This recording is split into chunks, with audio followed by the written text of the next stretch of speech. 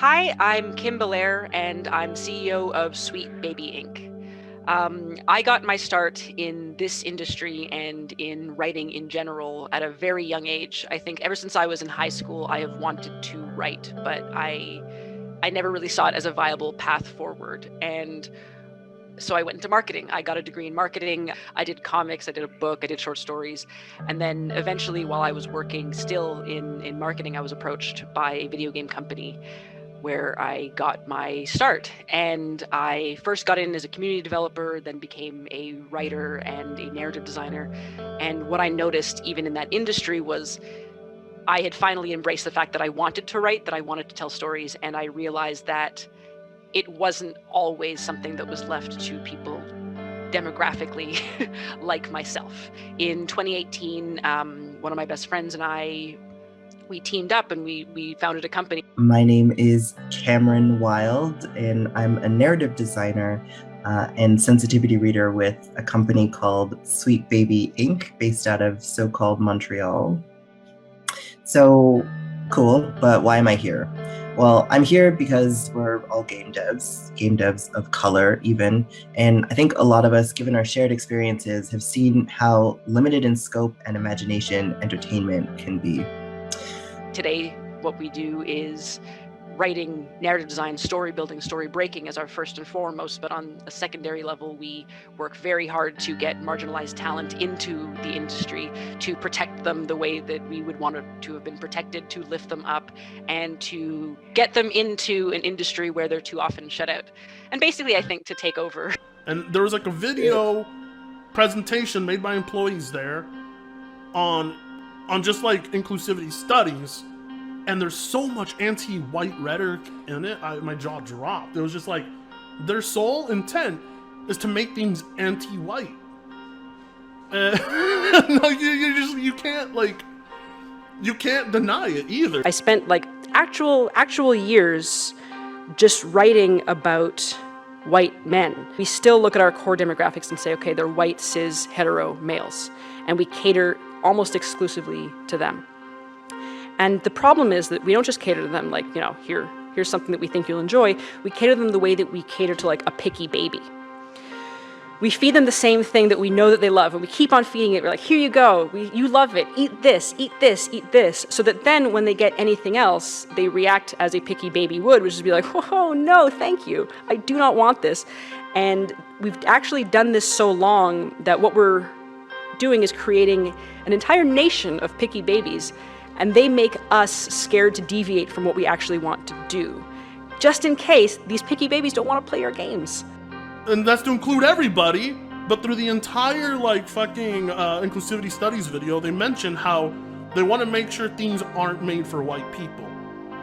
I'm like, that's anti-inclusive. Like, you're not being inclusive, you're excluding one demographic. You're being the complete opposite of what you're trying, like what you're setting out to accomplish, and it makes no fucking sense. The place where whiteness doesn't have to live is where some of the best stories are told. But we hit a wall sometimes when it's not just that creatives don't know how to tell a story well, it's that they want to tell a certain story, and a certain story that often they're unequipped to tell. And when I say unequipped to tell, I don't mean in terms of resourcing. I mean creative people or teams who want to tell a story they don't have the identity, perspective, experience, or empathy to tell, and who don't want to feel the discomfort that arises when they realize they've reached the limits of their abilities. I'm sure you've met many. People who are uncomfortable being told that not every story is theirs to own. If you're a creative working in AAA, which I did for many, many years, put this stuff up to your higher-ups. And if they don't see the value in what you're asking for when you ask for consultants, when you ask for research, go have a coffee with your marketing team and just terrify them with the possibility of what's going to happen if they don't give you what you want. It's dead on. The same fucking, the child lover symbol. And I was like, what? I was like, why are they using this symbol for their company? You would think to yourself, let's not associate ourselves with a symbol that looks too closely to the child lover symbol, right? Like, I don't... It's just weird because, like, a lot of the things you see, like, they do have meaning. A lot of the signs and gestures these politicians do with their hands are subliminal. There is meaning to them. You're not crazy. Some really dope people will be able to lead into kind of a new era for an industry that's been kind of, the same way too long.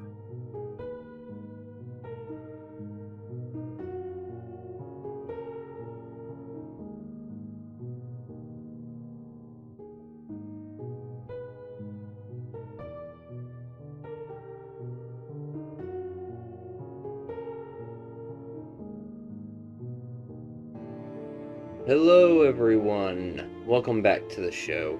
You can consider this a sort of sequel to my video on Alyssa Mercanti. Now the Sweet Baby Inc. conspiracy begins with the CEO, Kim Belair, having a family history of producing propaganda.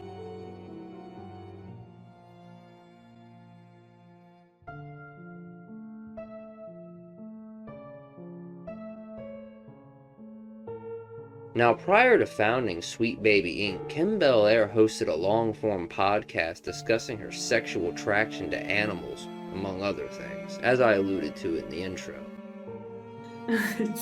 These thick, girthy necks, and like very beautiful, like handsome faces with like a really elegant white and brown pattern on them. They look real good. Yeah, they're very striking, and the horns are massive. I actually have a kudu skull on my wall in my dining room. Oh, perhaps we can include a photo. I will.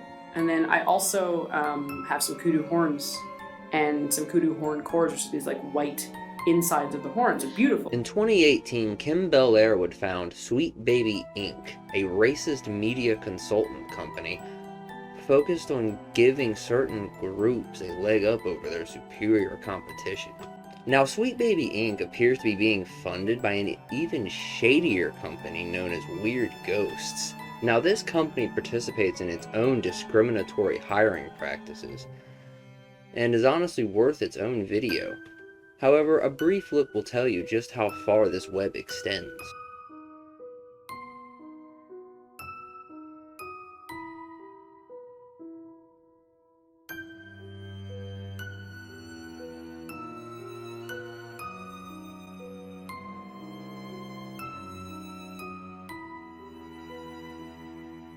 Now, Sweet Baby Inc. very quickly gathered a large clientele of some of the most influential companies in the gaming industry.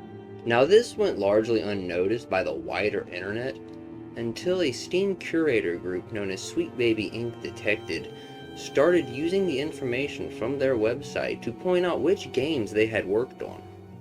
Now, Sweet Baby Inc. employees eventually led an unhinged harassment campaign against this Steam curator group. They even attempted to get the group banned. You would think a media consultant group that was proud of its work wouldn't engage in this behavior.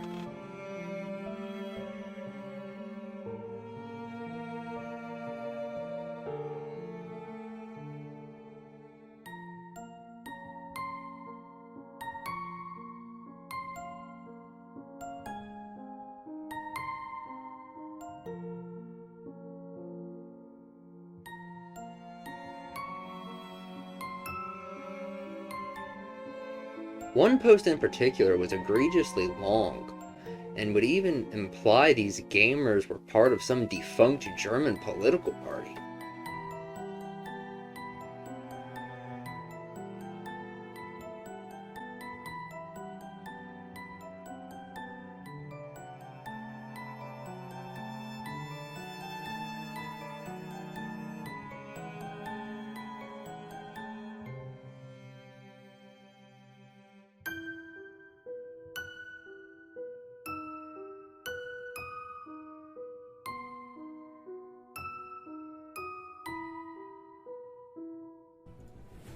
Okay, it's very German. It is.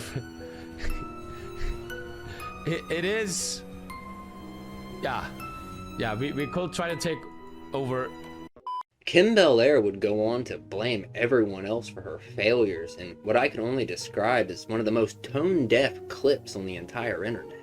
But then the question is begged, why aren't we doing this? Like, why, when we're talking about it, when we're so enthusiastic about it, what's stopping us? Like, why are we still being told, oh no, that's not what players want? Why do I keep hearing that it's like an uphill battle for people to bring representation to what should be a very inclusive environment of creativity?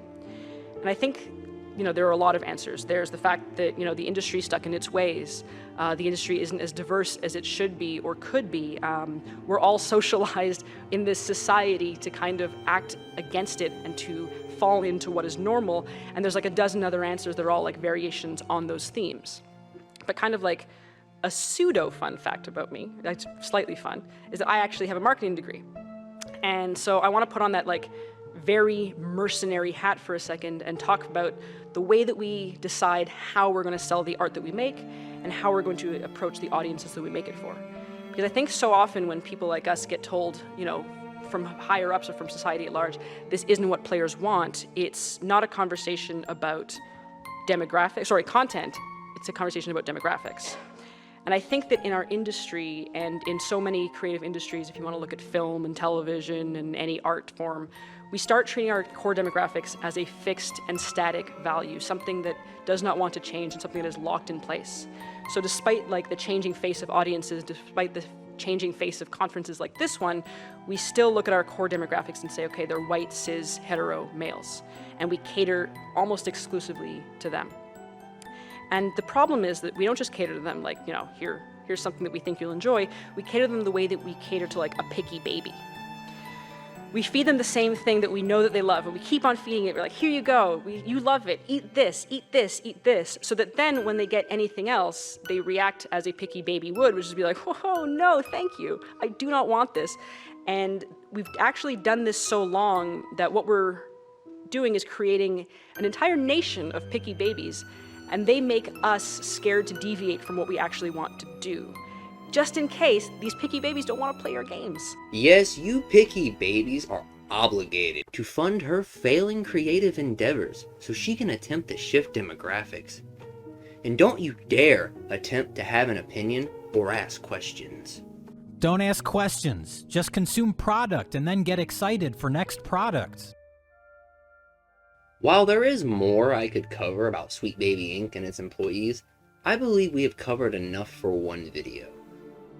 Perhaps there will be a third one, however.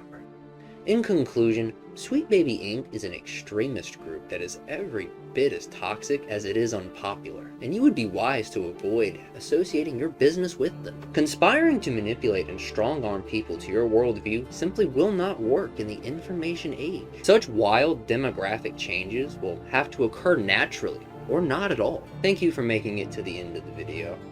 Be sure to like, comment, and subscribe, as is tradition, and I will see you next time.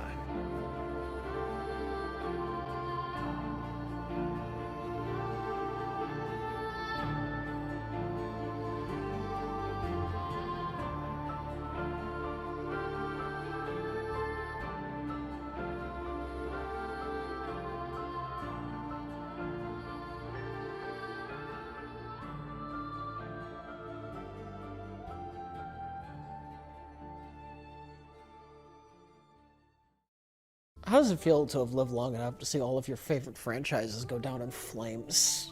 Feels great.